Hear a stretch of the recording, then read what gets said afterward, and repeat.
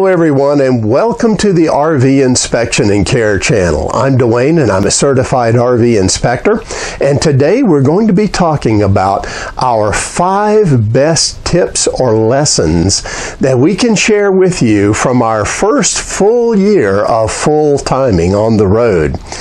And you know, these lessons we're going to share, a lot of them, boy, we learned them but the hard way. And so they really come from experience, and hopefully what we share with you will help make your RV travels a little easier. And now, if you've been considering part-time RVing or full-time RVing, or just taking a long extended trip in an RV, well then this video is definitely for you. We're going to share with you the best wisdom we can that we learned over the last year. Now let's go ahead and get started with lesson number 1, and that is slow down and enjoy where you are.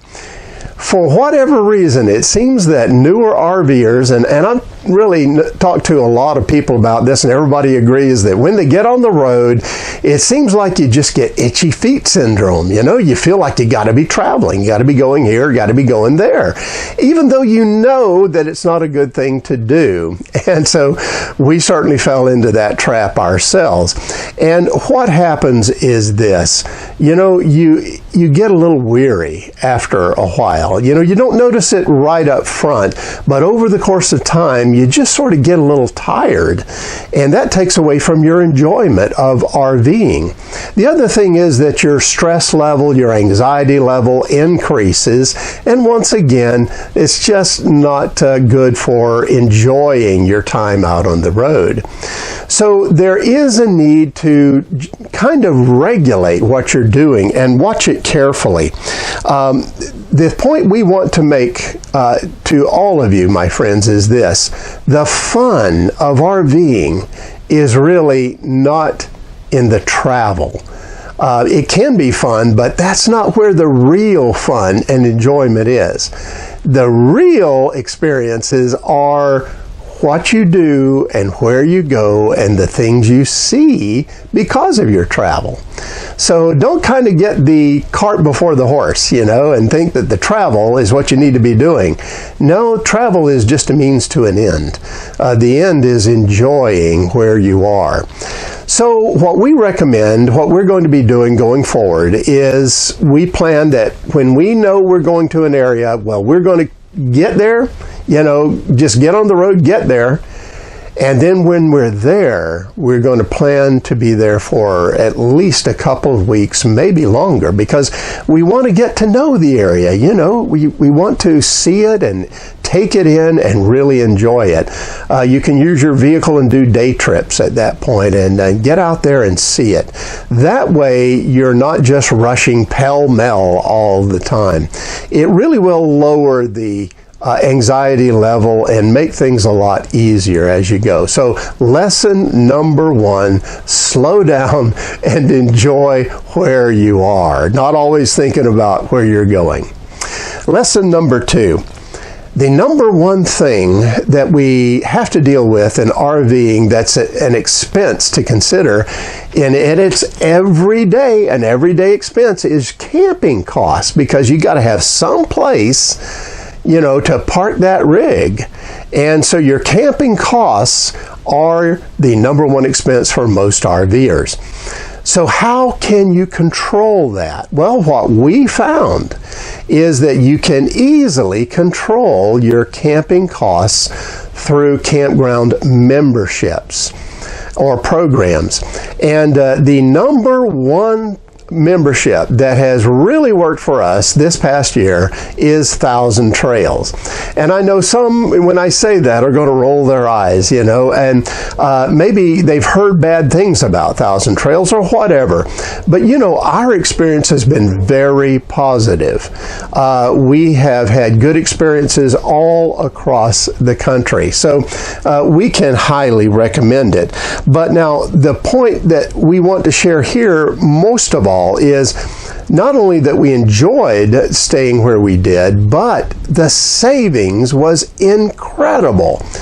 We saved thousands of dollars over the last year, thousands and thousands, and going forward, it's going to get even better. So now I've made 2 videos on 1,000 trails, and I'm going to show them to you right here along with the links where you can go and watch those videos, and I really encourage you to do that because in the videos I give you the facts and the figures, you know, what it actually cost us and what we're saving and all of that, so it's very useful information. And then I'll put the links also to those videos in the description below. Now, the second membership that's worked really well for us this year is Passport America.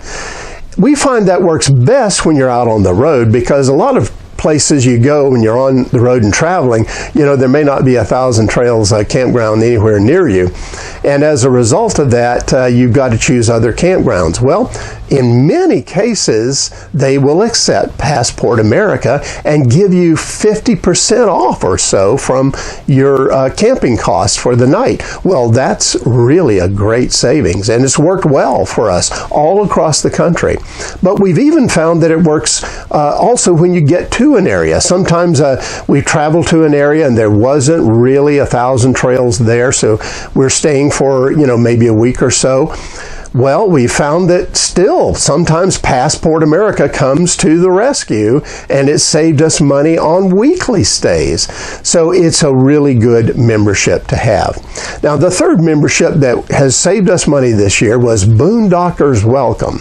And this was a surprise to us because we weren't really, you know, looking for Boondockers Welcome, but it was recommended to us by a friend.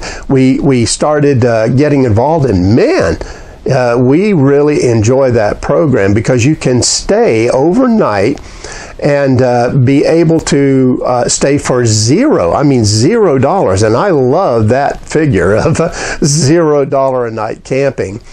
And we've stayed at some very nice facilities across the U.S. Through Boondockers Welcome. So consider that as well. Once again, I made a video about that, and I'll put the link here on the screen and also down in the description below so that you can view that. So lesson number 2 is if you want to save a lot of money, well, then consider campground memberships. You know, if you've got plenty of money, you're not budgeting anything because you don't have to, well, then campground memberships are really not all that important. But if you do have a budget, if you could take some money away from that camping cost and use it in other areas a little more effectively, well, then campground memberships are a great thing to consider. Now, lesson number 3. And that is that we found that staying connected on the internet while you're out and about, you know, traveling around the country is a challenge. Boy, and I mean, over the course of this last year, it's gotten even more challenging as we went along, mainly because of the COVID restrictions and so on, and because a lot of people, because of COVID, are, you know, staying home and using their devices to access the internet, you know, their phones, their tablets and laptops and so on. Well, then the bandwidth for the carriers has really been eaten up. So this has caused a lot of upheaval in the industry, and folks that are RVing usually use cell carriers for their access to the internet. There's some that use other things, but that's the most common method.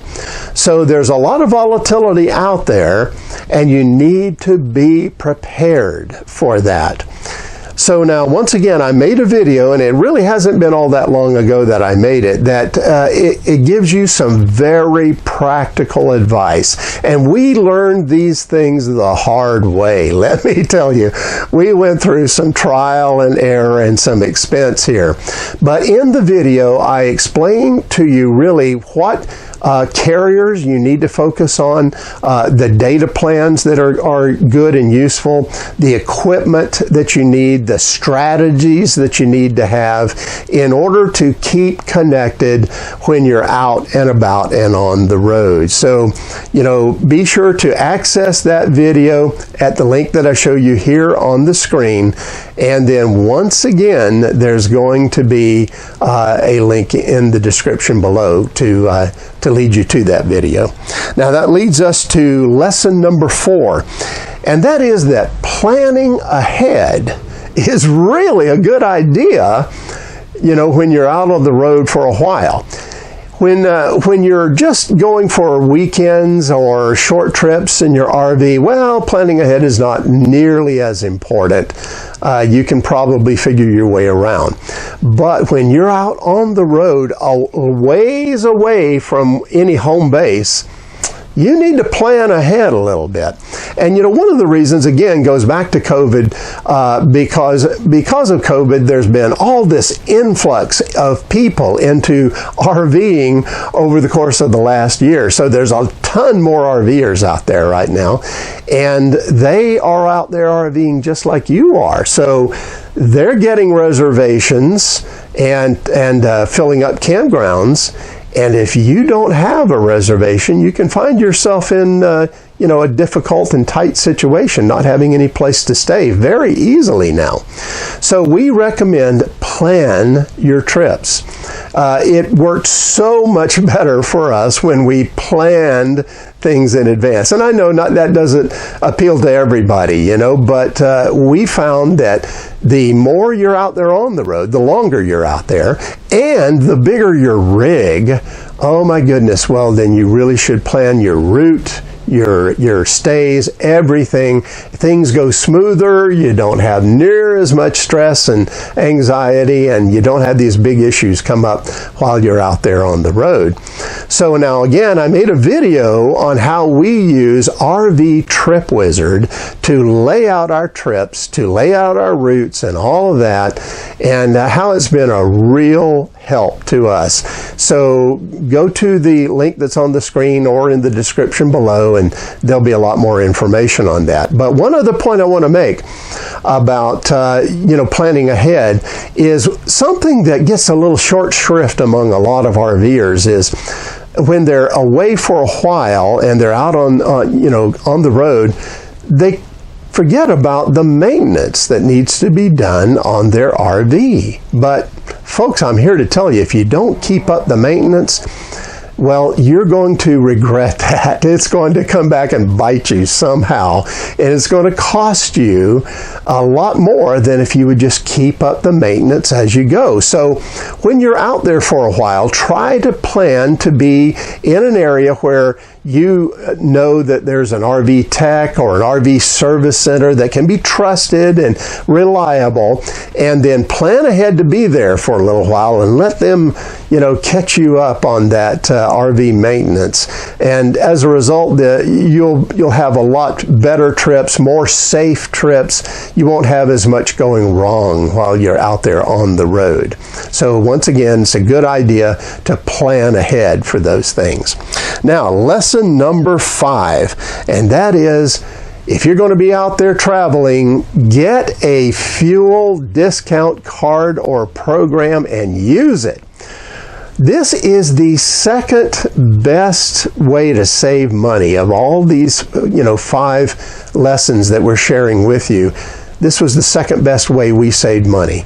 Having a fuel card and being part of fuel programs really worked well for us. We added it all up, and we saved over $700 last year in just fuel costs alone. So, I mean, that's not chump change. That's some real savings. So we encourage you to look into that. If you're going to be out traveling for a while, it's definitely going to save you money that you can use for other things that is going to be more enjoyable while you're out there on the road.